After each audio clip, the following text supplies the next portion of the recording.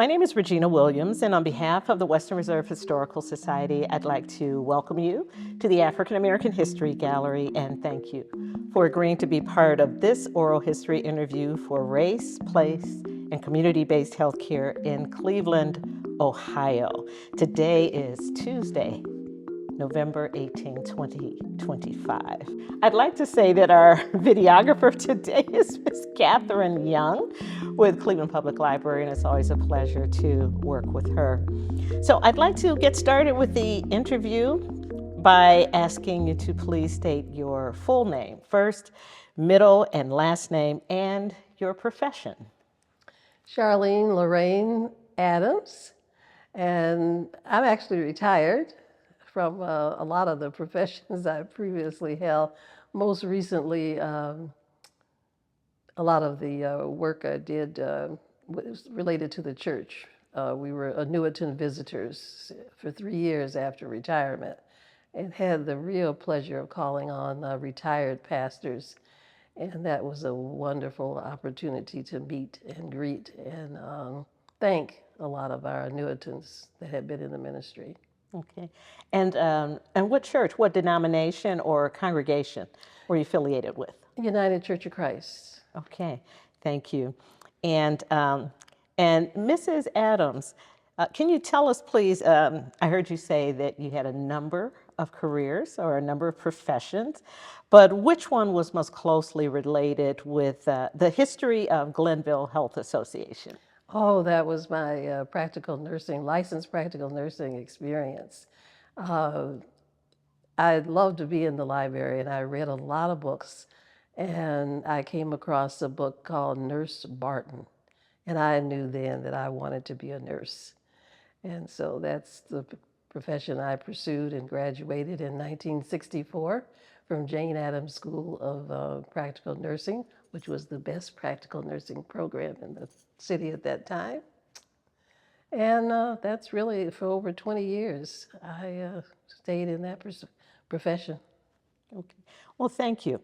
And when were you employed at the Glenville Health Association? At what point? I've been thinking about that, and I think it probably was between 1978 and probably 1984, somewhere in that range.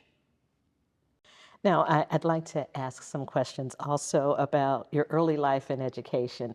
Now that you've told us you went to the best nursing program in the city of Cleveland at Jane Addams, can you tell us about your birthplace, your family, and just your childhood in general related to education and family life?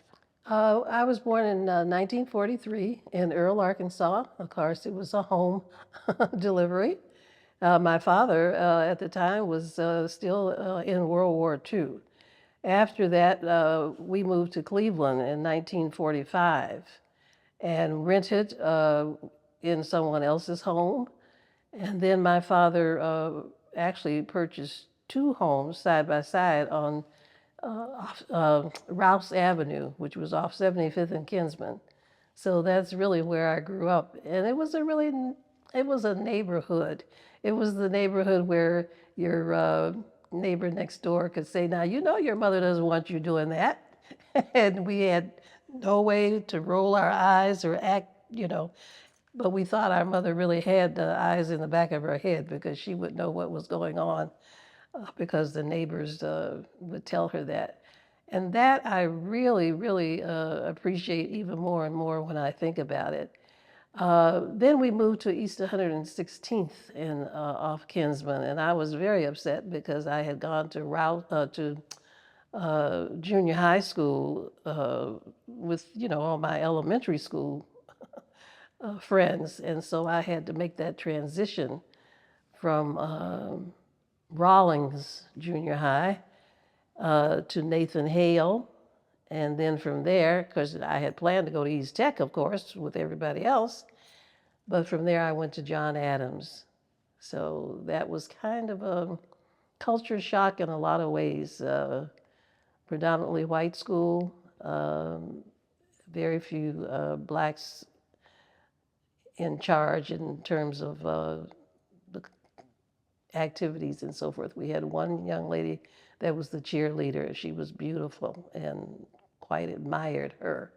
Had her another young man that appeared in a lot of plays and certainly, admired that too. But other than that, it was kind of a lonely time for me to have transitioned in that way. And so I was glad to get out of there. But I wanted to, go to nursing school. So I did take a lot of science courses and tried to keep up. My father was, he was dead set on education. My father had college education, and I think it haunted him a lot when he was not able to work to his capacity when he moved to Cleveland. So I couldn't afford to, and my parents couldn't afford to, they got divorced, to send me to nursing school. So my other option was to go to Jane Addams School of Practical Nursing. And that was, an experience that I can really say was the best I could have had. It was at Metro Health. It was once called City Hospital. That meant that you received all patients.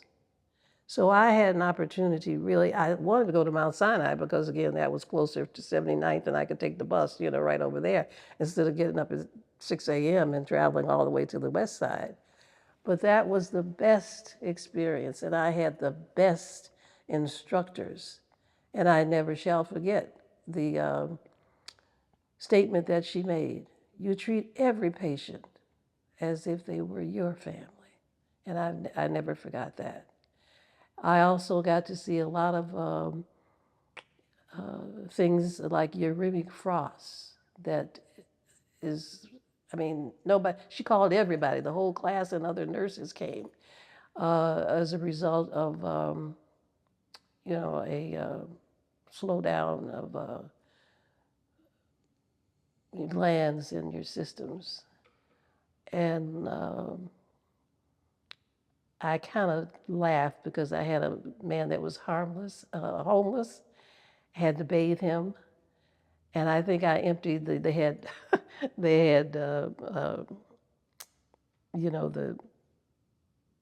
you carried in the pan with water. I must have changed that about 3 times when I got to his feet. But he was thankful and grateful.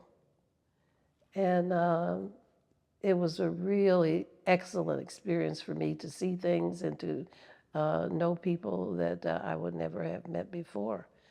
So I was blessed by that, and it served me well over the 20 years that I continued to do private duty or work in different areas. It started my life of service, quite frankly, and that's what I would like my memorial service to say: a life of service. So I enrolled in Cuyahoga Community College, and one day I was talking to my friend and saying, I'll be 40 years old when I graduated. She said, Charlene, you'll be 40 years old whether you graduate or not. And that was the impetus for me to continue to finish the course. And strangely enough, that major was business, a business major.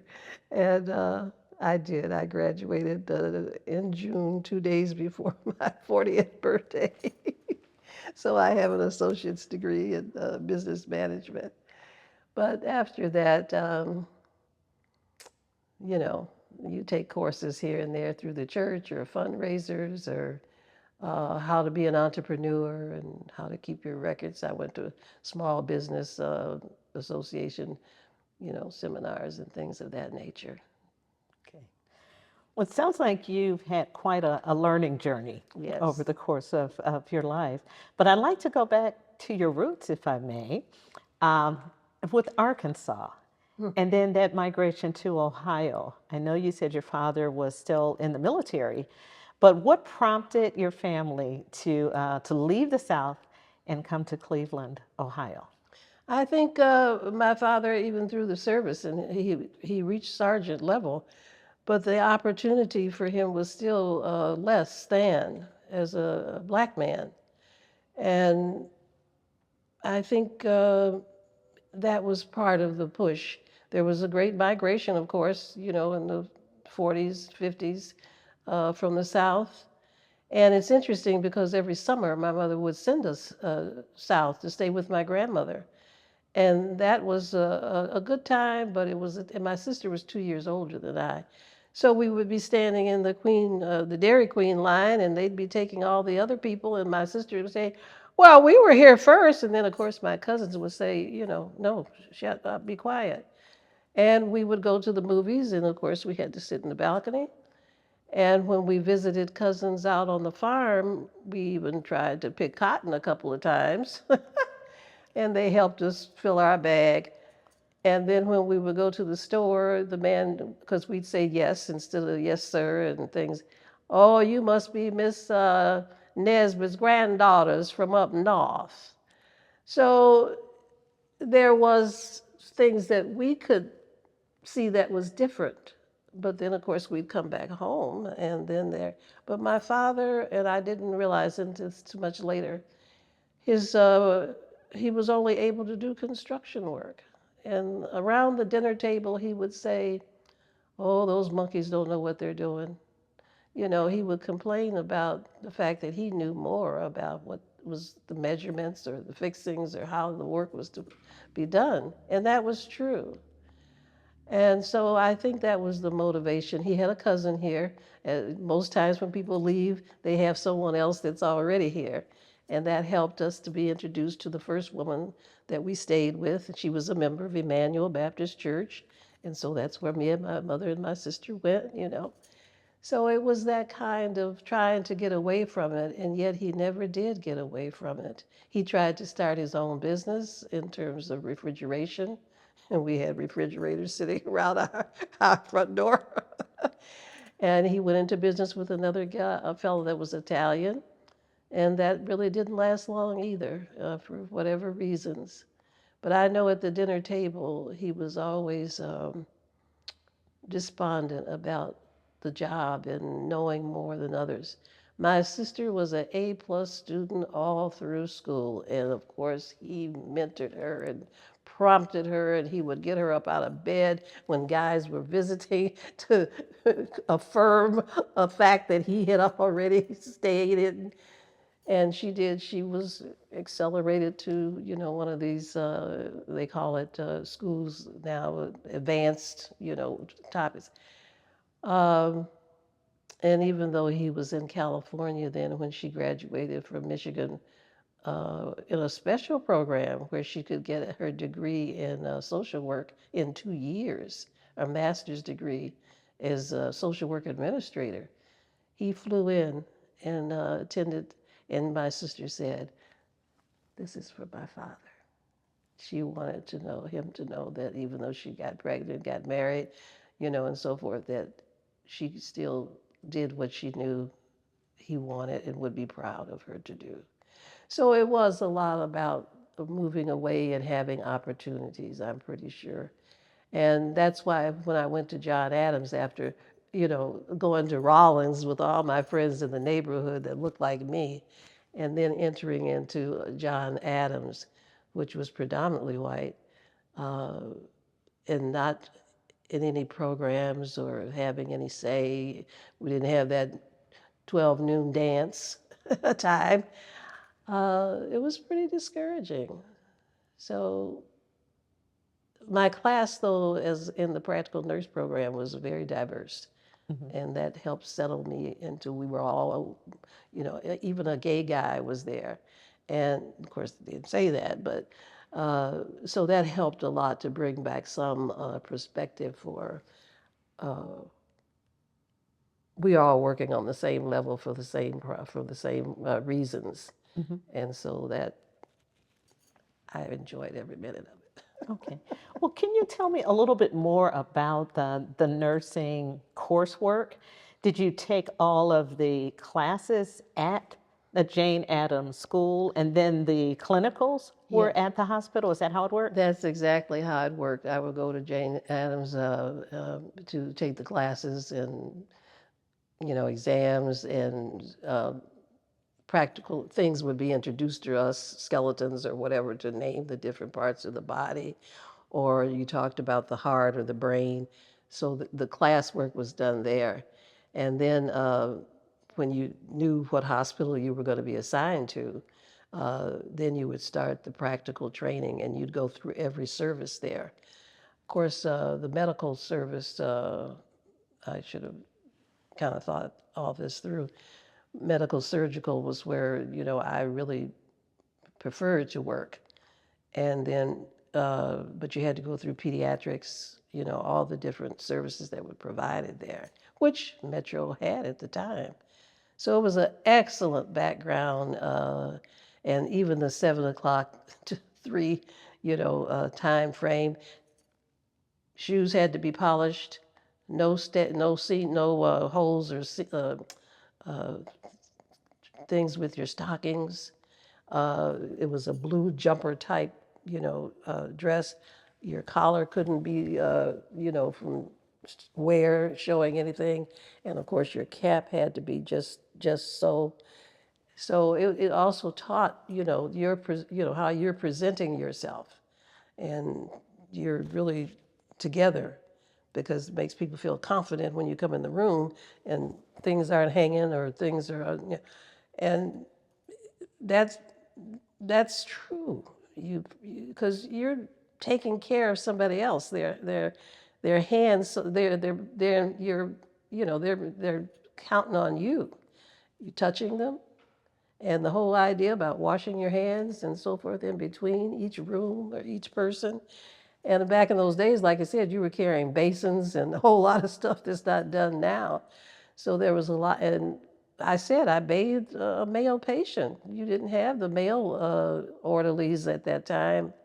Of course, I would step out of the room and leave the cloth and say, "Now you can finish the rest of your bath," and what that meant. And then I'd stand outside the door for a while and wait. So it was a lot of, protocol for privacy, to listen, to be fully present to that person. Somebody rang a bell. If that was one of the patients you were assigned to, you answered it. We have said so many times in the emergency room, and the bell rings and nobody comes. It's a different,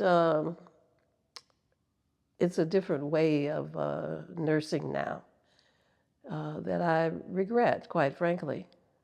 Uh, I've I've visited nursing homes and people in assisted living, and I can't help but make comparisons. But it was a really good foundation for me to go out and say, after I passed and got my license, that I am here to take care of you. I was chastised several times when I did private duty because when they would come on in the morning, I'd still be in the, you know, in the patient area. Oh, you're so slow. Well, I'm slow because I'm not going to hurry my patient. And I'm slow because I want to be thorough. And if that's a problem for you, I'm sorry. You're going to be here for the rest of the day and you need to hear my report and it needs to be accurate about what happened. And the aides would see, oh, Miss Higginbotham's on tonight. I said, oh, yeah, we're not going to have any uh, bed sores on my watch. They were grabbing blankets and pillows and going off to somewhere to sit down. No, we're here. And so after a while, I just couldn't do that anymore. But it provided, and that whole idea about treating each patient, I don't care if I was at Mount Sinai and the person was Jewish, it was the patient, you treat them that way you want your family to be treated. And that has stayed with me when I visit people or just think about, you know, care. Only in recent years did I learn more about the various types of nurses, if I can use that term, or the various levels of care that are available for nurses based on their training and the opportunities that are available to them. But so when you say practical nursing, and I know there are people who go on and get their BSN, and I understand there's even a doctorate in nursing. But what's the difference between the practical nursing program and maybe the baccalaureate program? It's interesting you asked that, and I could speak to it because maybe 4 or 5 years ago they were attempting to get rid of the practical nurse. And then the RN had to assume all the duties of emptying bedpans or whatever, the things that were being done. And that became a strain on, and of course they had a degree that said they were supposed to work at this level. So now I was glad to hear that the practical nurses are coming back and being hired. But that's it. It was practical training and nursing to the patients. And while it was different from being an aide, because I did also go ahead when they approved the nurses to give medication and shots. And of course, you had to go through a whole program for that.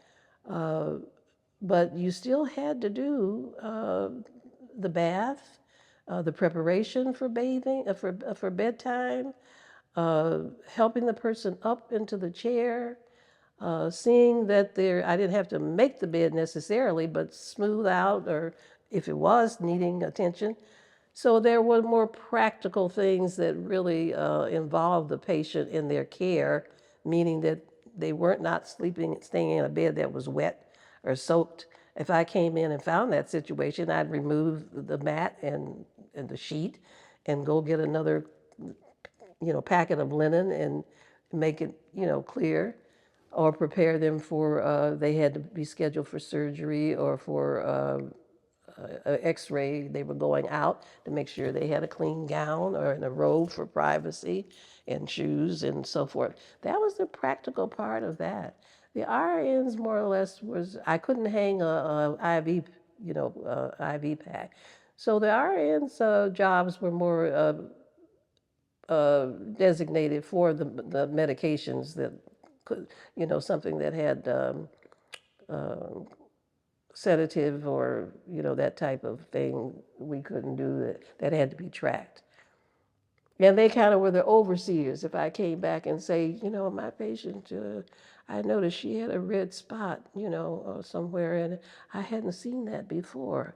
Well, then they would take that up and, make sure the doctor who made rounds or, or she check it out, type of thing. So we were kind of the awareness too of the patient and being able to report if something was not quite seeming, the right way. I did check, the blood level, the blood sugar for diabetes. And that, again, if I worked 11 to 7, I had to go in and, and they were aware, check the patient. And I couldn't skip that part just because they were sleeping. It was night.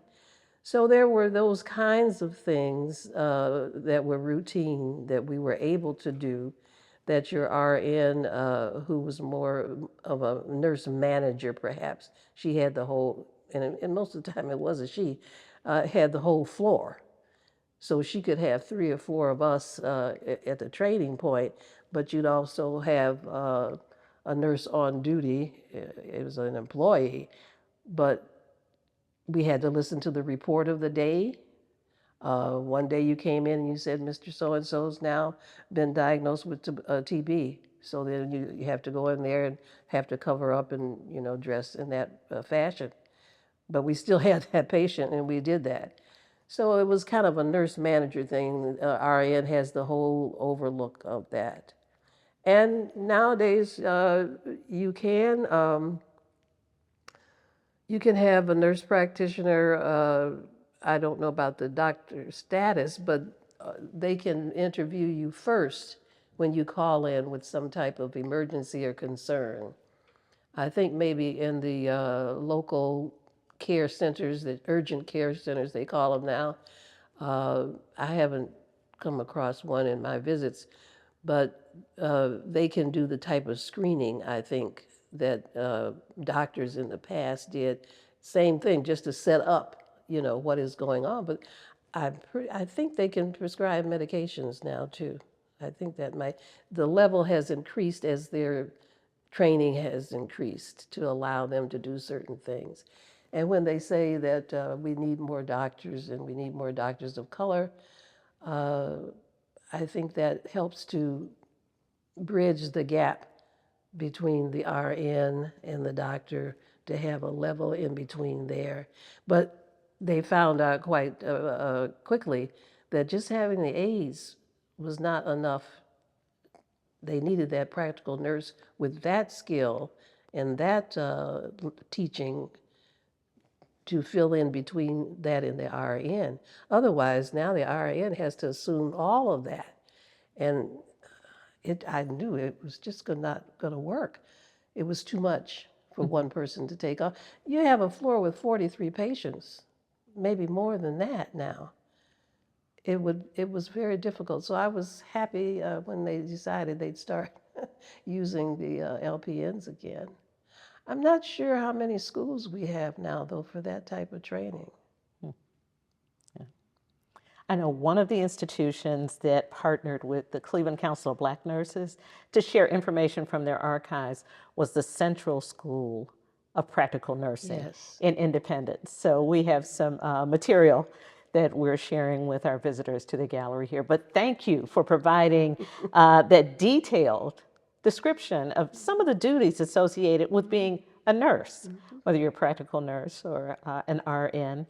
And I even know that there are nurses who are scholars, like Dr. Faye Gary, for example. Yes. So maybe we'll get to talk more about her after I ask you all of the other questions on this list.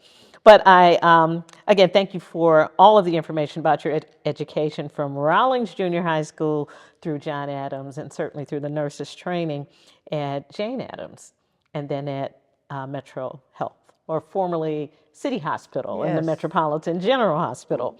But I would also like to ask about some of your most influential teachers and mentors and role models. And feel free to mention your parents' names.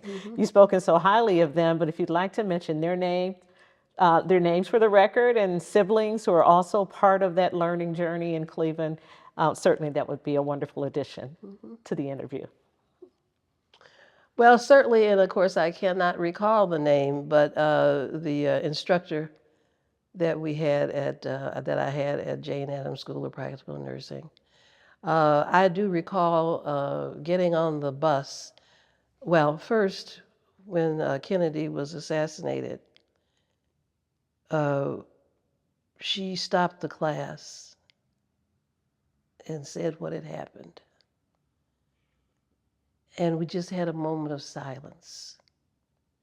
And I remember getting on the bus downtown, going back home. It was totally quiet.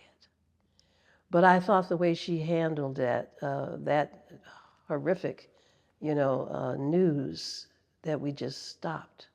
Because we often do that sometimes in church when things have happened. We just have a moment of silence. And I had a teacher, and I was trying to remember when I was in kindergarten, Mrs. Cochran. She was a Black woman. She was beautiful, and she always smelled so good. And again, she was gentle with us, and I never was upset about leaving home or I looked forward to going to kindergarten with Mrs. Cochran. And that was Kinsman Elementary School, was right on the corner of 79th and Kinsman. And oh boy, I just loved her. I thought I might want to be a teacher too because of that. And of course, at Glenville Health, there's no doubt or substitute for Dr. Evans. She really, really presented another. I didn't find out till later she was only 33 years old when she had this position as, director. And there were a lot of things that were taught in a subtle way. Not that she said, now, Miss Higginbotham, you know, so to know. She would do that too. But they planted some flowers out there in the little skinny tree out there on the sidewalk. And I said, oh, that's really nice. And she says, if you do that, other people will model and come along. You keep your property up. And sure enough, the gas station across the street, which was, you know, just a gas station, well, 1, 2 weeks, 3 weeks later, they had a whole row of plants and, you know, what they do now. And the church down the street, which was very popular at the time, they put some plants around their tree too. It was things like that. And then if a toy was broken in the pediatric playroom, you know, a brother or sister had come with the younger child to be examined. If it was broken, she says, get rid of it. Broken toys encourage, you may tell children it's okay to break a toy, or it's okay to play with a broken toy. Get rid of it. It was just things like that, along with the day-to-day excellence of the care we're providing here, that had me, you know, step it up a notch. That made me admire her so. And she was a Black woman. It meant a lot. You know, consciously when you're growing up, you're not really thinking of what all we say now in terms of diversity, equity, and inclusion. But for a child, it makes a difference when you can see someone that looks like you.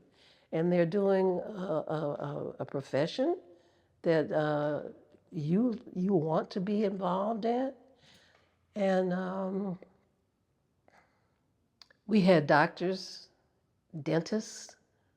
I mean, when my mother took me to the dentist or the doctor, they didn't look like me. And that made all the difference, I think, and made all the difference in the patients that came to Glenville Health, too. So Dr. Evans always stands out as a person of excellence and very firm about what we're doing here and why we are here. I've had some mentors too, of course, at the church level, past pastors that have come, and I I joined Euclid Avenue in 1974, again, a predominantly white church. But the first thing I was greeted with, oh, would you like for us to watch your daughter while you go to the parent meeting? We'll be happy to do it.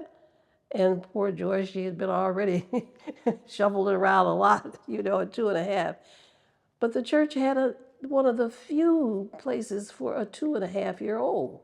Most places wouldn't take 2.5-year-olds, and I understand that. But I had to work, and I worked at the clinic.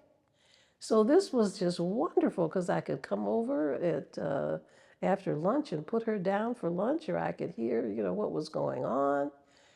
And it was a welcoming, it lived up to its all are welcome here, you know, theme. So some of the pastors there, of course, the preaching was different than Emmanuel. The organ was predominantly not a Hammond organ. It was a lot of things that I had to learn. But the first time I served communion to my mother, she cried, because that's not something I could ever do in Emmanuel. In the Baptist church, it was all deacons. The first time I followed the pastor in and ascended to the chancel area, I was very nervous and almost cried to do the call to worship. So there were a lot of opportunities and a lot of people that had been there a long time that invested a lot of their money in the endowment. But my daughter and I, as a single parent with a little girl, were very welcomed and included in worship and all the things that were happening. When I maybe one of the first that got on the board of trustees. And when I suggested we divest our money from all companies that are, you know, supporting South Africa, it was big. And then, well, now, dear, you know, that money's been here a long time, letting me know that I had invested in it. But there was a suggestion that we have a discussion, maybe have a little where people could come and ask questions. So, okay, we arranged that. People from the National Church, Dr. Oh, God bless him. He's now doing a Muslim thing. Anyway, Chavis. Dr. Chavis came. A local person came. They had questions and answered questions and, so forth. So at the next trustee meeting, guess what? We voted to divest and we did not lose any money. So it was that kind of affirmation of developing leadership skills in the church that really helped me. And so many people that were called to pastor. One pastor from Webster Grove, whatever, he's from Kansas, Mississippi, somewhere. But he said one day in the pulpit, I have always wanted to pastor a church like this. And he meant the diversity of racial diversity, as well as we started a gospel choir on the fourth Sunday. Now, some people didn't come on the fourth Sunday, but others did. So it was that kind of leadership that was mirrored for me in the church by so many people. And then the whole church, the UCC. I would go to Mount Zion, and Mrs. Bland was telling me, oh, no, you need to go to General Synod. And I thought, oh, I don't want to go to General Synod in July in Iowa. I mean, she said, you need to go. And she was absolutely right. I found out about United Black Christians. I found out about the Mrs. EJ, and what are all these? It was Ministers for Racial Justice. And the speaker one year was the main fellow there in South Africa. So it was that kind of leadership that informed my leadership, as well as my journey still and faith journey. And that things can be a little different than how you learned it or perceived it. And women exactly can be leaders. Okay. Well, thank you. Thank you for mentioning Glenville and all of this as well. But I just want to go back and insert footnotes to make sure that we have those names also for the transcript. So when you talk about Kennedy's assassination, that would have been November 1963, President John Fitzgerald Kennedy. And then you talked about Dr. Evans. So that's Dr. Doris Evans. Yes. At the Glenville Health Association, Absolutely. beginning in the 1970s. And you said she was just 33 years old when she was at the helm of Glenville Health Association. So thank you very much for that. And certainly for the Reverend Dr. Ben Chavis, was United Church of Christ also, and is now a member of the Islamic faith community. Okay, well, thank you again for the footnotes, for the transcripts. So we have, a clearer picture of how your life is changing over time with all of the encounters with the various mentors and teachers that you gain this great wealth of knowledge from. Can we go now to Glenville's history before, during, and after 1968? And I ask about 1968 because I think it was a watershed year in the civil rights movement with the assassination of Dr. King. But certainly other things were happening in Glenville after that assassination. But were you aware of Glenville's place in Cleveland's history before Dr. King's assassination, and certainly before the uprising in 1968, that summer? Mm-hmm. This is a case, where people don't understand how we section ourselves off in Cleveland. So like you said, I was on the east side, but you had to take the bus out on the 5, so yeah, you would ride to Euclid Avenue where, a lot of things were happening then at that time, especially the jazz clubs and everything were over that way. But, and so I was aware of Glenville if you traveled a little further, but only aware, not to have, well, wait a minute, back up. My first husband lived on Massey Avenue. So I was going into Glenville, quite frankly. And the parks in East Boulevard, and around there. Uh, may have heard of Collinwood. Yeah, yeah, Collinwood High School, what was going on over there. Certainly Euclid Beach, which was a little further on Lake Shore, from that area. But yeah, I was aware of Glenville. But before a member of the church's wife, and I've talked with Dr. Evans about that, uh, she was the one that told me about Glenville Health. And I was looking for a job. So when I interviewed, I didn't know that there was a Glenville Health Association in Glenville itself.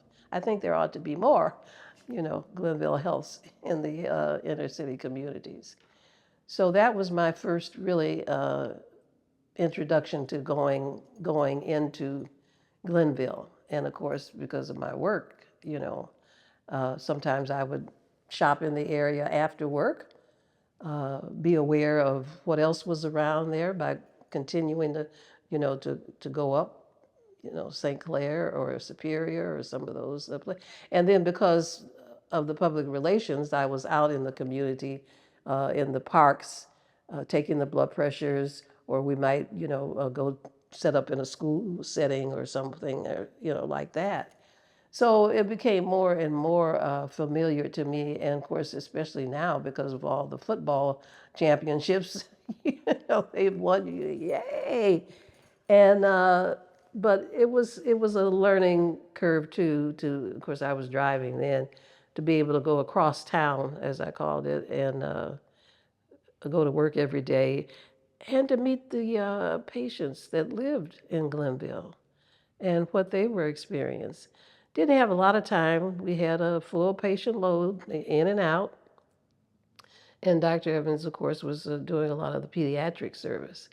But the other medical doctors and dental, our waiting room was full most of the time. And when Dr. Evans chose me to do the personnel and sort of oversee office management when she was in and out, I would tell the receptionist what we tell people today on a little sign: if you waited more than 15 minutes, let the person know. Well, I went up there one day and this young man was just sitting there, and I said, well, what's it, well, why is, oh, he comes in every day and sits there. I said, what? No, no, no, no, no, no. And did we have a social worker, a mental health? Yes, we did. And I said, he needs to see Miss Wilson.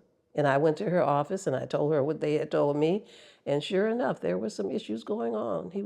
Nobody was home, and he just came there where he could sit and be among people. So he was getting the help. So I got to know the patients in some ways too, because they were able to come to a neighborhood healthcare center. And this was the beginning of the HMO era, which now, we have a lot of that now, type of insurances. But, and then the board of directors, I sat in on some of the meetings, and again, it was just refreshing to see so many people with so many gifts and background that could be really running an organization that, in the community, for the community. And I was just so proud and just so thrilled to be a part of that. And I would say, oh yeah, I'm at Glenville Health Center. Where is that? I said, that's right there. Come on, see us, Oh, I never heard of that. I said, oh yeah, that's the place to be, get your care. So I was doing public relations before I was actually asked to do public relations, because I was so glad to be there. And I think it was a real gift for Glenville to have that association there. And when Dr. Evans was listing some of the people that we knew that worked there, occasionally if I run into them, it's like family again. You hug each other, what you doing, how you doing. And I went to a funeral last year, and the woman that sat in the back came down and she said, you worked at Glenville, didn't you? And I hugged her and we hugged, and So it was not necessarily family type, but it was a colleague and a purpose that was well defined by Dr. Evans, why we were here and what we and expectations of what we would be doing while we were here. And we had a janitor that came and cleaned and mopped every room every night, just like they're supposed to do in the hospitals. And I think that, again, too, was a way to mirror excellence and how that can be obtained. And I do. I go other places now and I kind of look and compare. Well, I'm glad that you took us beyond 1968, beyond this era of assassinations, beyond the uprising, sometimes the Yes. Glenville riot in the long, hot summer of 1968, and the deaths and the destruction associated with that. But now we're in the 70s when we talk about the era of the Glenville Health Association, and certainly the era of Dr. Doris Evans. But you had mentioned that you were probably at Glenville Health Association circa 1978 to 1984. And you mentioned that it was a minister's wife, I believe, who told you about the opportunities Yes. that were available. She was an RN and she was actually working there herself. So she knew if an opening was available. Okay.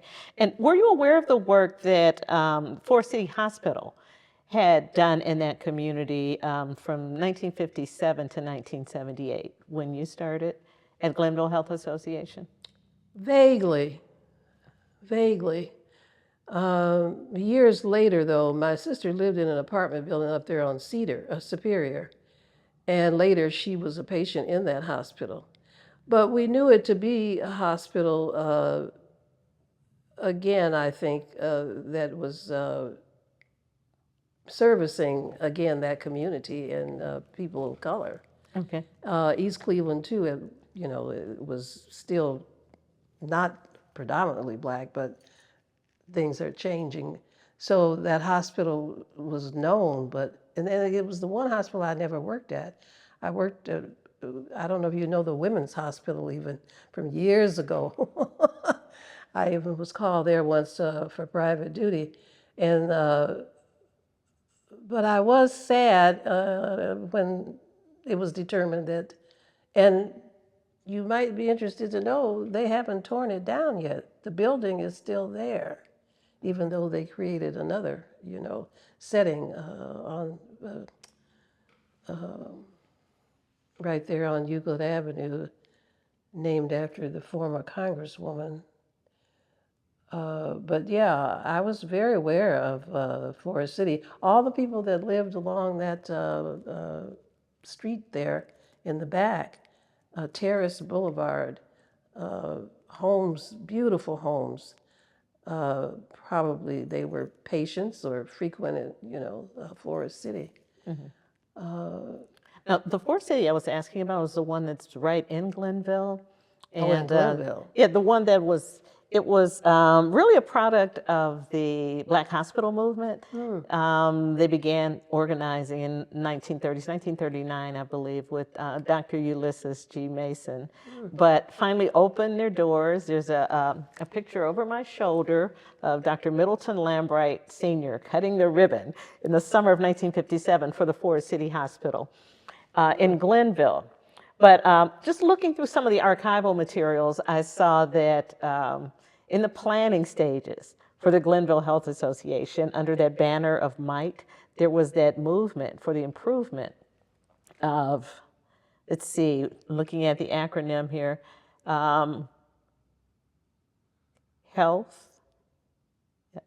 Glenville Health Today. Movement for the improvement of Glenville Health Today. And again, that was during the planning stages, but it's early 1970s, it seems to me, when the Glenville Health Association is opening its doors to the public. And soon after the opening, then we have both Dr. Edgar Jackson and Dr. Doris Evans coming on board to provide missing the medical care. boundaries, like you say, for the Glenville area, Yes. as opposed to into East Cleveland area. But still the Yeah. eastern side Yeah. of the city, when Right. we talk about Cleveland and then greater Cleveland. East Cleveland's definitely an inner ring suburb. And I'm just remembering in the 70s too, that's when I switched up and I was into travel. Because I was working at Cleveland Clinic Travel when my daughter was able to get into this nursery at Euclid Avenue. So that's it. I was probably not as focused. Sometimes I'd still do private duty on the weekends, but not often, again, because I had a child. But that, yeah, that period of time, I was doing more of the travel. Yeah. So again, you've described a lot of opportunities, especially you mentioned the training certainly for and the clinicals on the west side, but a lot of activities on the east, including the clinic, which is Cleveland Clinic, right? Well, because you also mentioned the Euclid Avenue Congregational Church, which was, I suppose, is it fair to say, was technically almost on the campus of the Cleveland Clinic. I believe they own that land now Yes. after the fire. Yes. But yeah, so again, you're all over the east side of Cleveland, from Rawlings Avenue to now University Circle, but still very eastern in your orientation. Exactly. But you've described also a lot of services there in Glenville.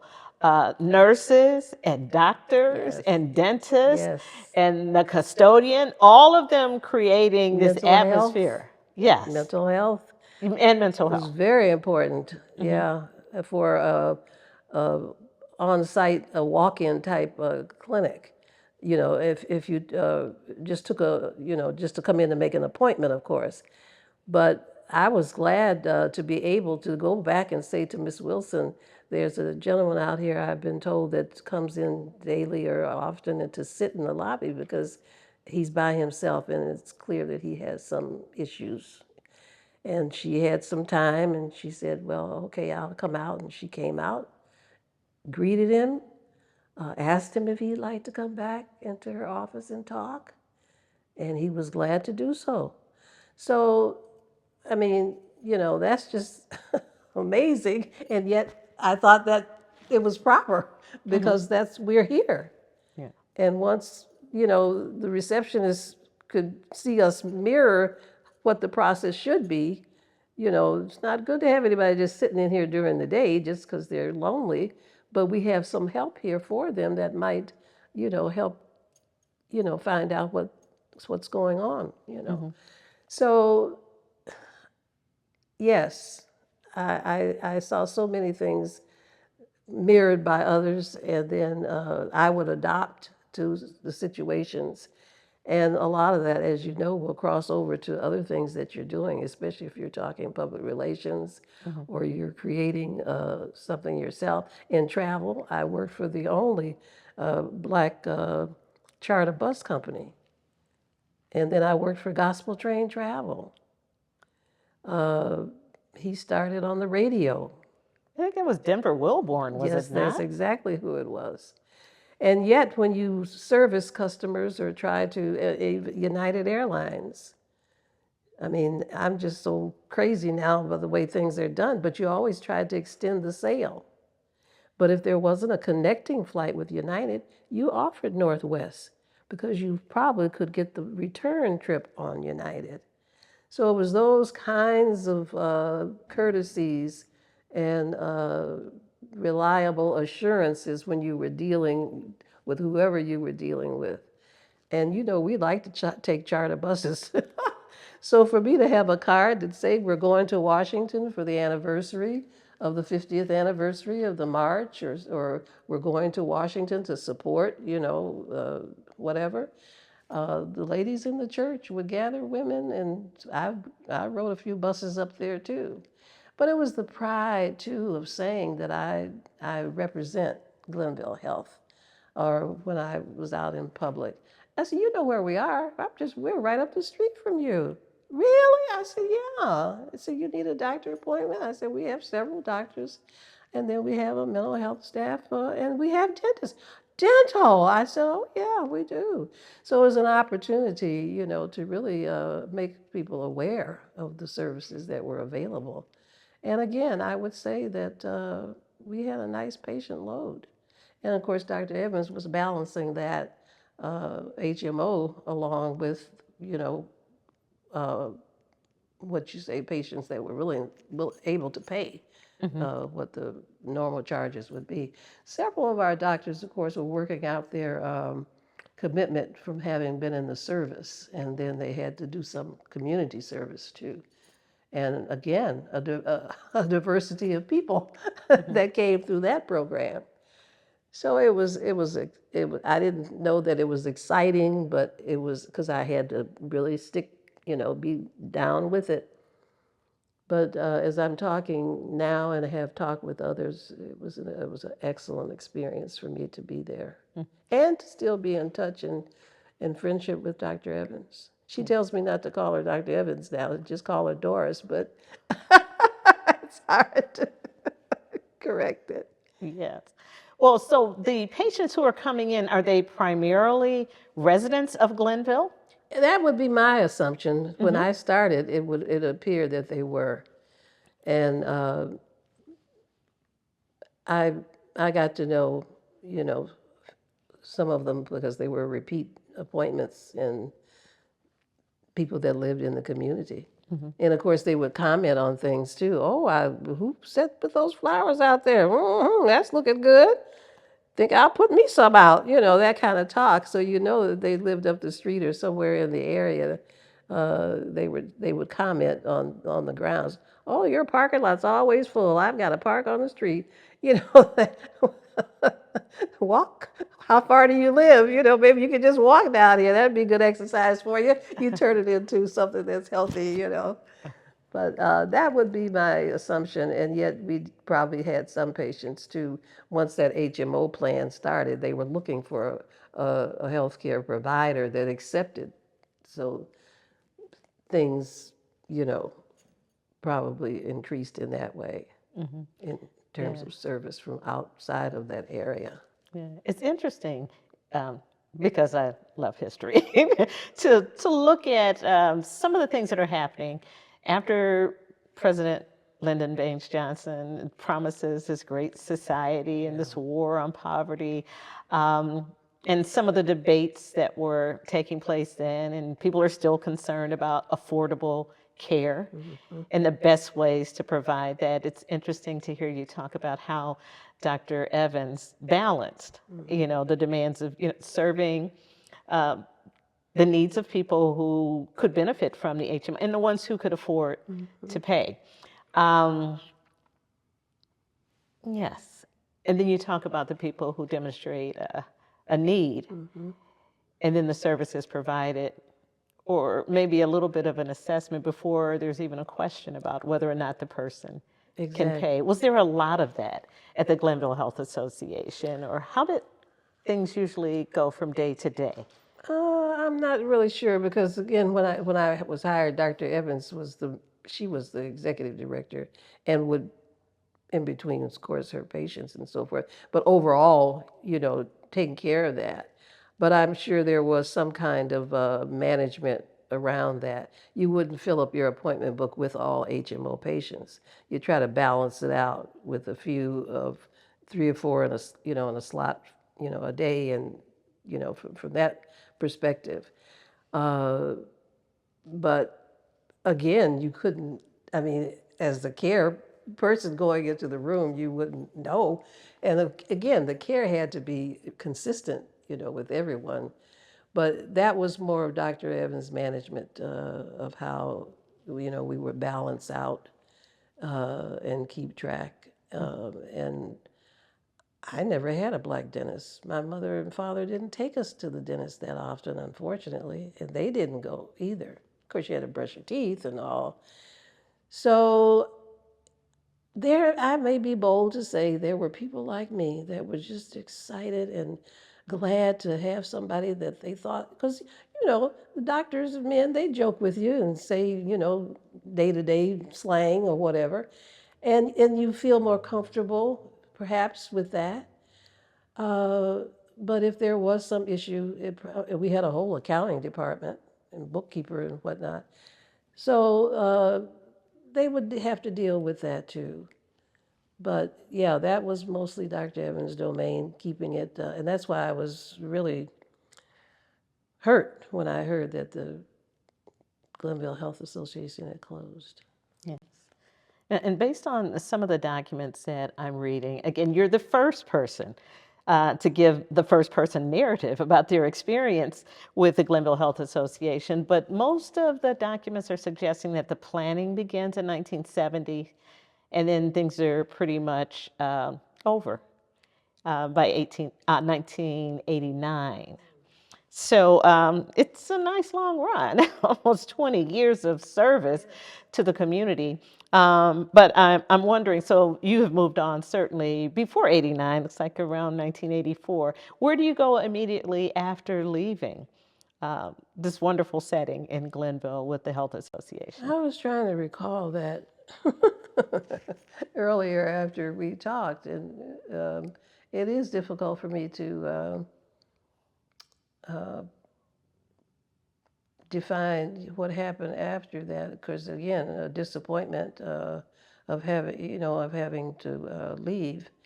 I'm not sure if I went back. I always kept my license, so that way I could call an agency and say that I was available for private duty. For the nursing. For the nursing. But of course, with some anxiety because things change, and especially when you're sent to another place you've never been to, to try to be sure you're up on, everything.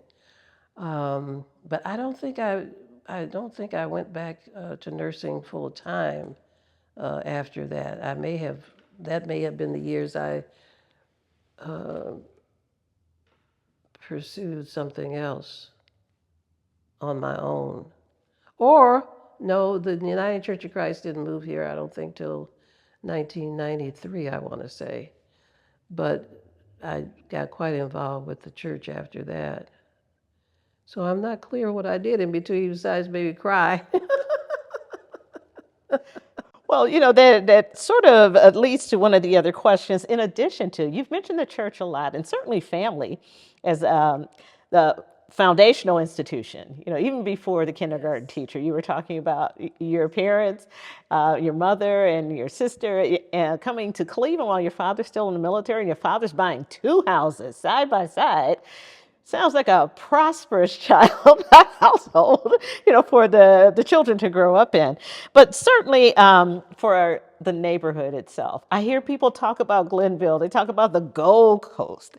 I see the cultural gardens in Glenville. We're not very far from Glenville. Actually, we're in Glenville.